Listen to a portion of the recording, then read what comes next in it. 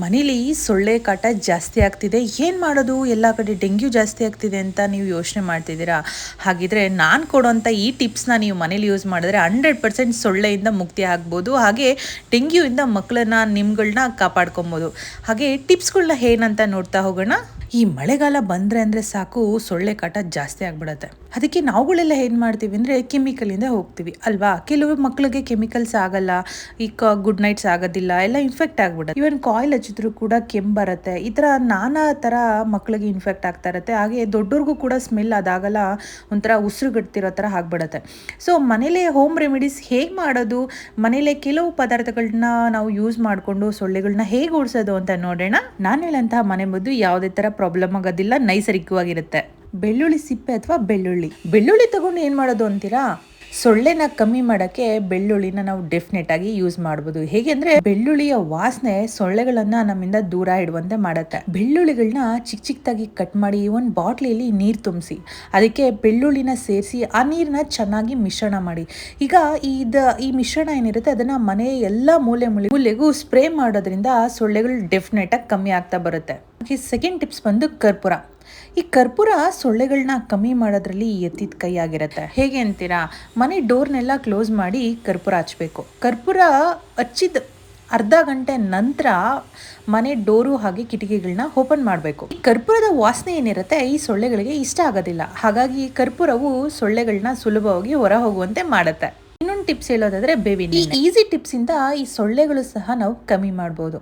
ಇದಕ್ಕಾಗಿ ಬೇವಿನ ಎಣ್ಣೆನ ಚರ್ಮಕ್ಕೆ ಹಚ್ಕೋಬೇಕು. ಸೊ ಇದ್ರ ವಾಸನೆ ನಿಮಗೆ ಆಗ್ತಾ ಇಲ್ಲ ಅಂದರೆ, ಡೈರೆಕ್ಟಾಗಿ ಕೈಗೆ ಹಾಗೆ ಕಾಲಿಗೆ ಹಚ್ಕೊಳಕ್ ಆಗ್ತಿಲ್ಲ ಅಂದರೆ ಸ್ವಲ್ಪ ನೀರು ತಗೊಂಡು ನೀರಿಗೆ ಅಪ್ಲೈ ಮಾಡಿ ಇದನ್ನ ನೀವು ಡೈರೆಕ್ಟಾಗಿ ಕೈಗೆ ಹಾಗೆ ಕಾಲಿಗೆ ಅಪ್ಲೈ ಮಾಡ್ಕೋಬೇಕಾಗತ್ತೆ. ಈ ಥರ ಹಚ್ಕೊಳ್ಳೋದ್ರಿಂದ ಸೊಳ್ಳೆಗಳು ನಿಮ್ಮ ಹತ್ರ ಯಾವುದೇ ಕಾರಣಕ್ಕೂ ಬರೋದಿಲ್ಲ. ಈ ಸ್ಮೆಲ್ಗೆ ಅವು ನಿಮ್ಮ ಮನೆ ಬಿಟ್ಟೆ ಹೊರಟೋಗ್ಬಿಡತ್ತೆ. ಈ ಟಿಪ್ಸ್ನ ಒಂದ್ಸಲ ಡೆಫಿನೆಟಾಗಿ ಟ್ರೈ ಮಾಡಿ. ನಾನು ಕೂಡ ಈ ಟಿಪ್ಸ್ನ ಟ್ರೈ ಮಾಡಿದ್ದೀನಿ.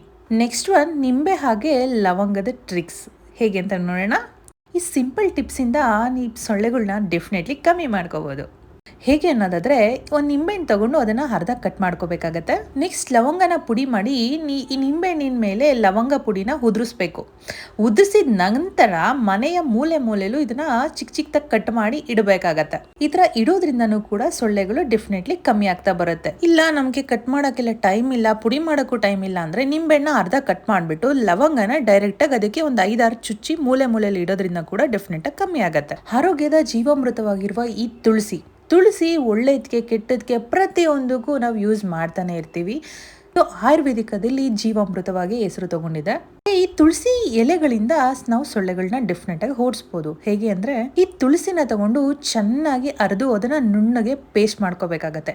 ಆ ಪೇಸ್ಟ್ ಮಾಡಿದ ನಂತರ ಸ್ವಲ್ಪ ನೀರನ್ನ ಬೆರೆಸಿ ಅದನ್ನ ರಸ ತಯಾರಿಸ್ಕೋಬೇಕು. ನಂತರ ಅದನ್ನ ಸ್ಪ್ರೇ ಬಾಟ್ಲಿಗೆ ಹಾಕೊಂಡು ಮನೆ ಮೂಲೆಗೂ ನಾವು ಸ್ಪ್ರೇ ಮಾಡ್ಬೇಕಾಗತ್ತೆ. ಈ ತರ ಸ್ಪ್ರೇ ಮಾಡೋದ್ರಿಂದ ತುಳಸಿ ವಾಸನೆ ತಡಿಲಾರದೆ ಸೊಳ್ಳೆಗಳು ಓಡಿ ಹೋಗ್ತವೆ ಅಂತ ಹೇಳ್ತಾರೆ. ಇದು 101% ಇದು ಯೂಸ್ ಆಗುತ್ತೆ. ಡೆಫಿನೆಟ್ ಆಗಿ ಇದನ್ನ ಟ್ರೈ ಮಾಡಿ, ನೀವು 100% ರಿಸಲ್ಟ್ ಆಗುತ್ತೆ. ಇನ್ನೊಂದು ಲಾಸ್ಟ್ ಟಿಪ್ಸ್ ಏನಪ್ಪಾ ಅಂದ್ರೆ, ಈ ಪುದೀನ ಸೊಪ್ಪು ಅಥವಾ ಪುದೀನ ಎಣ್ಣೆ.